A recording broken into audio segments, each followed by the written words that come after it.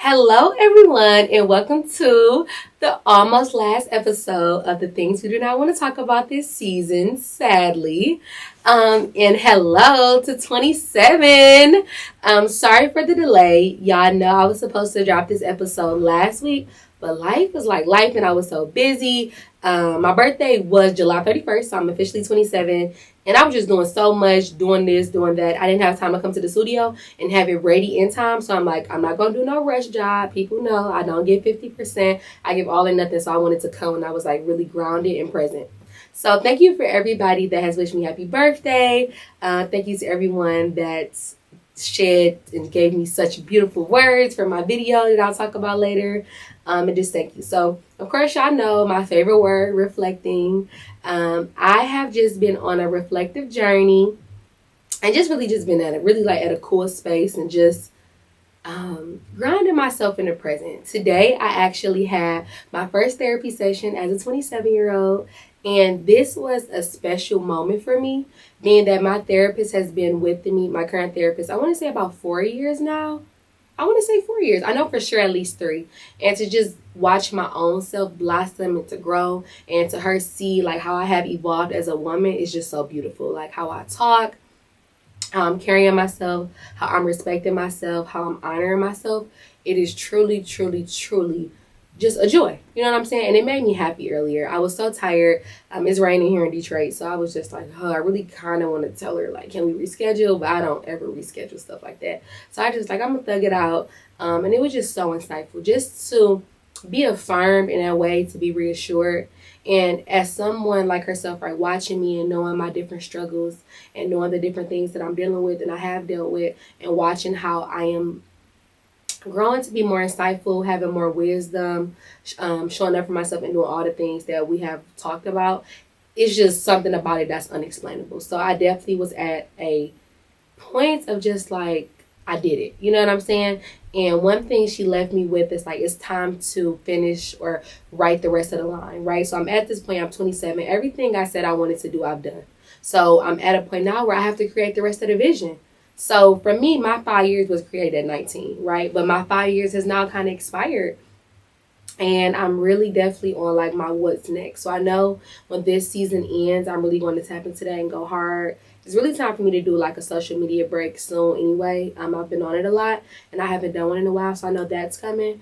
And really just a lot of just like grounding and like journaling and thinking and just planning. I've been overstimulated, of course, because of my birthday, but now that's over. I'll be going back to work with my main job soon in a couple weeks. So there's a lot of different changes, so I'm looking forward to. So for my birthday, I did something different this year, and I want to share it with people just in case it's something y'all are interested in. So a part of knowing yourself is knowing how you want to be loved.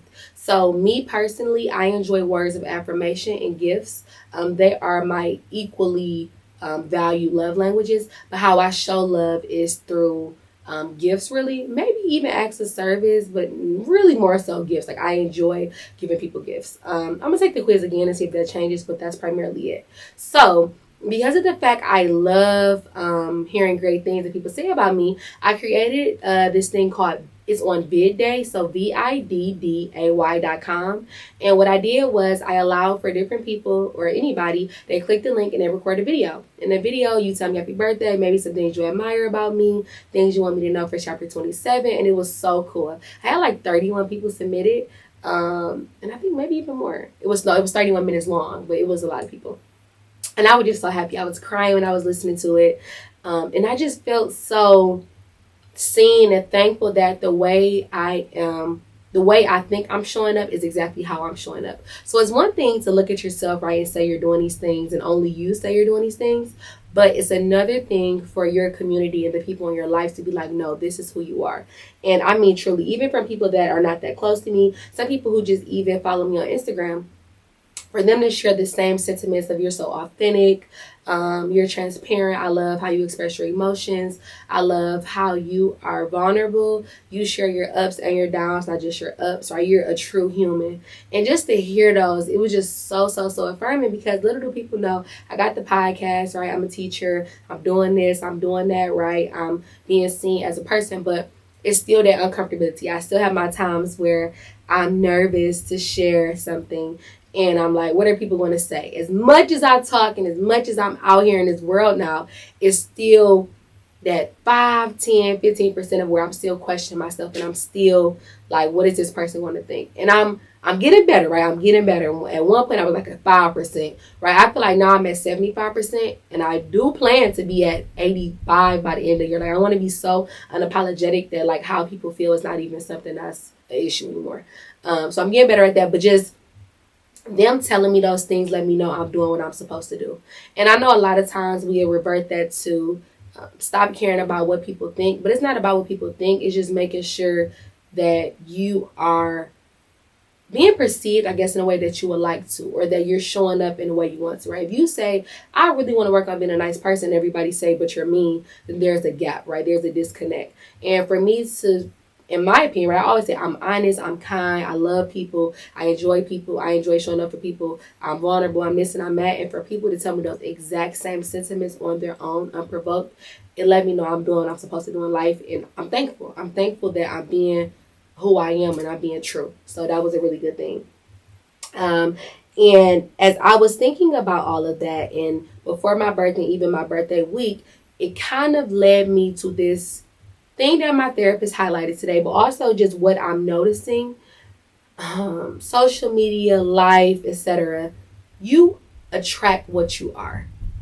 And as I've been on this journey of wanting to be at my highest self or be my greatest self or to do right by the people who are in my life and do right by myself, you know what I'm saying? Most importantly, I'm looking at what am I doing right? What am I doing that may show up as one thing, but it's confusing. I'm not doing what's right for me.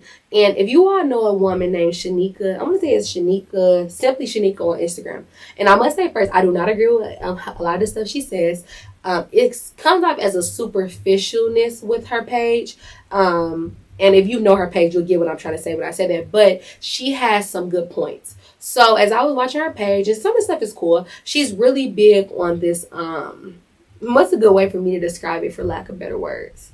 She's really into the don't settle for nothing in life, not a single thing. This is a you world. You create your world. Don't let no man treat you less than, all that type of stuff. She's really for that. And if you go on her page, you'll know exactly what I'm saying. And I get the concept from a broad perspective, but just a few of it. I just don't like how it looks. And you have to go on her page to get what I'm saying. Kind of like not the pick me, but the overly kind of, I don't know, like the over egotistic type of thing. Yeah, I just don't like it. But one of the things on her page she was talking about, it was like the Vanishing Black Family. And once I was on her page and I was looking at it, and I'm like, wow, this is deep. You know what I'm saying? And I had not actually watched the interview fully, the documentary, I should say. It was out in the 1900s. And I mean like the late 1900s, right? He was talking about the black family, talking about men not being in our homes anymore, talking about how black women have just lost their own accountability of self, and how we are in certain situations that don't benefit our greatest good. And as I was thinking about that, I'm like, that's a real conversation, and that's a hard conversation, because a lot of women cannot say that I've done wrong. I was talking to my best friend Alana, and she was saying, like, and Kinga, you got to think about it. We are people that can say, oh, I feel jealous. I don't like the way this makes me feel. It makes me uncomfortable. I'm not happy with myself. I want to be like somebody else. I'm noticing I'm comparing myself. To be able to be that reflective with yourself and to know who you are and how you're acting, that's truly priceless. And a lot of people don't have that gift. And as I was thinking about that, it makes me think about how so many women I'm noticing, it's just like we are losing the essence of our standards. We kind of going for anything. And I'm just like real fed up with it. And a lot of people and women don't know their worth. And it just, a lot of stuff just becoming just totally off the wall ridiculous. And it's not just us. It's about the situations that we have found ourselves in that allow us to be in this space, or that has put us in this position, right? And it goes back to many generations ago, right? My grandma, my daddy, my great grandma, all type of things, the different situations that has made us be who we are in terms of black women in particular, and then the whole women species. So I want to go over this quote that I had saw, And I shared it with my sister, because me and my sister Aini, we're always talking about this. And like, we're really big on like, life is simple, we just make it hard. So the post says, most men will only do what they are required to do. Most men will try to get away with giving you the bare minimum. Men know which women to try. If you have to tell a man more than one time about something you don't like or want him to change and he doesn't, you're not hurt. Stop attracting yourself to men who really aren't doing much for you. Stop attaching yourself over a man's potential. Stop getting giddy-headed and excited over the bare minimum. Also, don't confuse one little trinket for generosity either. Some men will try to get the full subscription when he's only paid for the trial version. Wisen up. And lately, I've been finding myself really looking at how I have shown up in relationships, how I have watched other women show up in relationships.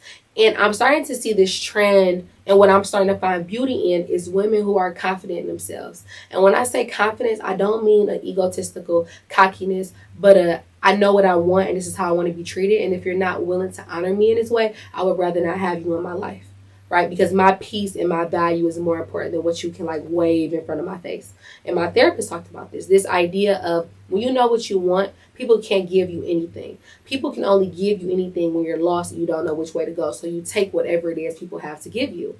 And as I was thinking about you attract what you are, if you're someone that could be easily molded, or you could be easily impressionable, or you're a follower, those are the habits that you start to pick up on. And I get so disheartened when I see certain things, or I see how much we as women, and I would say Black women because I don't know about any other race, of just like this whole idea of having to struggle or to prove ourselves in audition for love or for generosity or for kindness or for nice things to happen. And it's just kind of like getting played out. And I wonder, like, where does this come from? This lack of confidence, this lack of not feeling enough. And I'm someone that felt like I have auditioned for my love before, right? I've tried to be the clown and be the one that does a lot of entertaining in hopes of being picked, right? So this idea of this pick me culture is like really, really, really taking over. And what we don't realize is those same pick me traits that we see in ourselves, the men that we are dating and our friends that we have and the relationships that we hold with people in the world is a mirror of how we are treating ourselves. So as I was looking at the documentary, and it was talking to a group of young women, right? And they were all single moms, they were on welfare, and they were getting government assistance. And it was a white man, he's a psychologist, and there was another white man. I want to say he was a psychiatrist, but don't quote me on it. Again, the documentary is called The Vanishing Black Family. And the question was, how many of you are with your kid's dad? And none of them raised their hand. And then another one was, how many of you all would like to be married? Right? Everyone raised their hand. I don't know if I mentioned it, but they all were moms. The next question was, how many of you all feel like you need a man or something like that? And nobody raised their hand. So the guy was like, well, why is it that you all feel like you don't need a man, being that you all are parents? And, would you like to help? And they were still like, well, I didn't ever see my daddy help my mama, and my mama was just fine. And then another woman was like, well, he got stuff to do and he ain't really that interested, so that's my baby, so that's my responsibility in X, Y, and Z.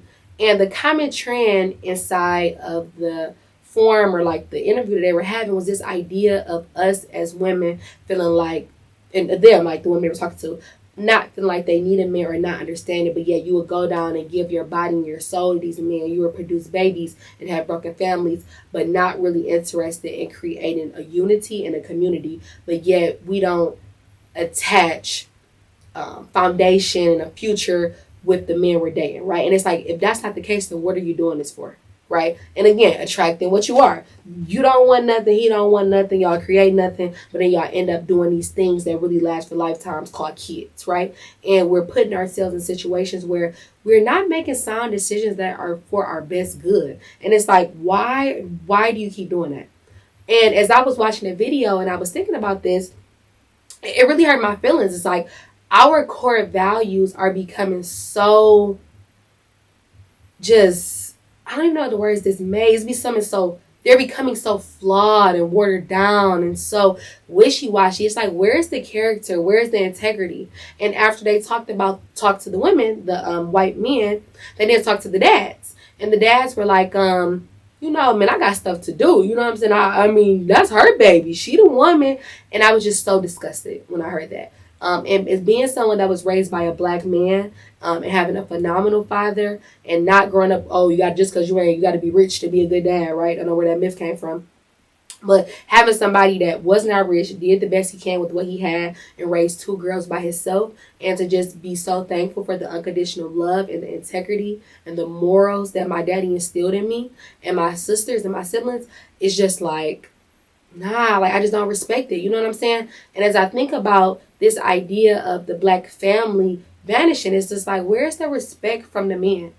And then on top of that, where's the respect for ourselves? Like, why do we continuously put ourselves in such detrimental situations and positions? And I'm getting tired of it. Like, I'm literally legit getting fed up with it. Like, I want us to bring back shame, bring back voice, bring back your power, your respect for yourself, your respect for community. You lay down to have a kid, that's now your responsibility, right? Let's step up and be adults. Let's be honorable. Let's stand on business. And it's just like, I'm not seeing that no more. And it's becoming worse and worse and worse. I know everybody likes to say we live in a culture of city girls, and we live in a culture of what you gonna give me, and everything is transactional, and nothing has a solid foundation, or things are just not made from love anymore. Like, we literally don't treat nothing good no more, right? We always think about first, what can we get out of this situation, instead of thinking about where's the reciprocity, or how can I add to it, right? I want us to change our mindsets, I want us to change our mindsets from what can I get out of this to what can I add, right? What can I add for myself to make me better? What can I do to make me attract better situations, better people, better jobs, better mentalities, right? Because we're literally attracting the people who really are who we are at our core until we do that changing. And the show, I hated it. This one took my icing on the cake. Baddies. The Baddie Show. I've heard about it. I knew it existed. I do not watch things like that. I don't support things like that. I think they should all be banned. I think that we have made a mockery of black people, and I want to be really clear, people of color, and people from certain classes, right? Certain economic status, certain areas. There's a certain type of person that will get in line to audition to be humiliated on TV, and they look at that as a badge of honor. And when I think about that, and I think about capitalism, and how we have capitalized and we've made a mockery of black people in general, I thought about those advertisements from back in the day where the black person is a clown and they're being a monkey and they're jumping around and they're entertaining the white people. That's what I thought of when I saw something so ignorant like that. And as I was preparing for this episode, it just was disheartening to see how many people, and black women in particular, is who I'm really focusing on, to go down and clown yourselves, and you practice fighting, and you practice disrespecting yourself, and you practice doing things that don't honor you, they don't support you. You will get nothing from that type of auditioning other than how much of a clown can you be and how ignorant you can be. And if that's what we're doing, I'm scared for our future, because this is our generation. And then after that, at the concert, they were saying a 7-year-old was fighting at a concert, and they were on live, and people were encouraging it. And these are just small tidbits of like what we're seeing on the day to day in our communities. And it's super duper sad, right? The lack of dads, the lack of structure, the lack of foundation, the lack of seeing women and men and families respect themselves, so you don't know how to do it for yourself. You see people with no boundaries. You see people doing whatever just to get by. They scheming, they using, they plotting. And it's just like, if we don't ever see people doing right, if we don't see people honoring people, if you don't have that small little nugget in your heart that say, you know what, I want more. I don't want to live like this. I want something more real. You know what I'm saying? How will you ever know that that's something that you should do? So as I was thinking about that documentary, I was thinking about the post I've been seeing, thinking about the auditions, thinking about their fight at the concert. It just made me think about this idea of core values, right? And how we really need to sit down with ourselves as a population, as a society, as a community, and think about what are our real core values? What are the things that matter to us and why? And if you do not know what core values are, just literally look them up on Google. Look up a list of core values. It'll give you the core value and the definition of it. And I want you all to think about what are your 5 core values, even like 5 to 10. 10 is a lot. So if you can narrow it down to 5, that'll be cool. And just think about what are the things that matter most to you. What are the things that matter most to you? And as you look at them, it's going to be a lot. You'll be like, oh, this is me, right? But what are your 5? Like if you could choose 5, what are your true 5 core values? And I started to do it, but I got distracted, so I need to do it for myself as well. But one off the top of my head, because I wanted to be like really thorough with it and have some reasoning behind it. But I noticed with me, one of mine is integrity. No matter if you're looking at me, I'm being watched or not, I got integrity. So it's a lot of stuff I just don't do. Like I'm morally and politically correct. It's just some stuff I can't not do because it doesn't align with the integrity and the character that I have for myself. But a lot of people, and I want to say this, a lot of people don't have as much integrity as you think, right? I tell people all the time, and people hate when I say this, I don't trust nobody that much because it's the people closest to you that will cross you. It's not the strangers. So it's like, I know you think your character good and this and that and other, but you don't know people is flawed because you don't understand that person gonna do whatever to survive, even if that means cross you. And I'm someone that's conscious of those things. So I don't ever look at people like what they won't do unless it's proven they've shown that they won't, right? But then again, you'll notice like when that person back is not pushed to the wall, right? Do they have that integrity to still stay 100 when they have every opportunity not to? So when you think about core values and you think about who you are, think about what are the things that matter most to you. What are the things that are a non-negotiable for you? Another one for me is independence. I got to have independence. I like my students being independent. I like the people around me practicing independence. I do not believe in like depending on anyone for anything. Like that's just not my thing, right? So independence is huge for me. But I noticed from going over them, wealth is not a really important core value for me. And for a lot of people, they will do a lot of things for that money. And there's nothing wrong with wanting money or wanting wealth.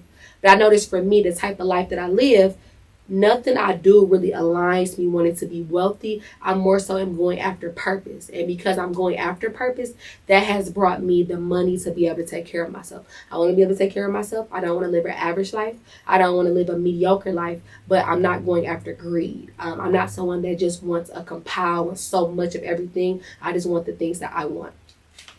So as I was going over my core values and thinking about myself and the things that I like most, I would start thinking like, okay, we're friends now, right? How do we attract the people that we want to attract, right? You have to get aligned with your own self and think about how are you showing up for yourself? What are the things that you do for you? And then as you become really great at that, you will attract friends, relationships, opportunities that align with that. So when we think about maybe why things are happening and why we have the people in our life, we kind of have to think about what are we putting out? How are we treating ourselves? And what are we getting back from the world that we have put in? So this episode was really, really excited to talk about because this was a really good topic for me. I feel like a lot of us, we have this idea of how we think we are or how we show up, but it's not until other people let you know what it is that you're doing that you really get a clear grasp of it. And it's so important to know yourself, right? Because if you don't know yourself, you will allow others to project the wrongdoings of themselves or their own insecurities on you. And that's when it gets tricky at. So I really want us to spend these next couple weeks, right? Summer's winding on down, sadly. And I even got to go back to work for professional development soon. But as we are winding down this summer, I want you all to take the time to think about what are those things that matter most to you? What are you attracting from other people? What patterns are you seeing, right? Are you seeing good patterns, negative ones? Where are you finding yourself in situations where you're not honoring yourself the most? What does that really look like? That's what I want you all to spend time going over. As it's like, it's about to be the fall, right? It's time for us to lock in. Something about August, probably me being a teacher, I know like I'm going back to school and I'm getting ready to just instantly put me in like lock in mode.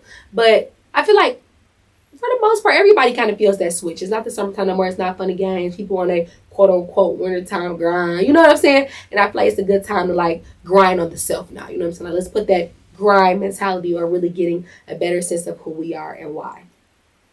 So I'm happy to share this episode. I'm happy to be in this place of growth and constantly seeking wisdom that I am in. And although I only have one more episode left, and I'm just sad kind of thinking about it, I want you all to know that this doesn't stop, right? No matter if the things we don't want to talk about doesn't come up with a new episode, I'm going to always share something, right? This is in me deep, no matter what the platform is that I use to share it. I'm going to always be teaching and educating about this because this means a lot to me. And it's going to always be the things we don't want to talk about. So I do want to let y'all know, for those who do not know my Instagram, it is the THE educator, and then Nkenge, Nkenge. Again, my name on Instagram is the educator Nkenge, and my name is spelled Nkenge. And also, I have this new feature now. While you listen to your podcast, is you want to send me a message, you can now send me a message, and I'll get it immediately, so we can stay in conversation. I know I'm so late doing that, but I think I did like 4 episodes ago. No one sent me a message yet, so I'm waiting on the message. But it's available there. So, as always, thank you all for listening. Thank you for making space for yourselves first and foremost. Thank you for wanting to and making yourself able to do so. So until next time, I will talk to you all on the next episode, and bye. Until next time. Okay.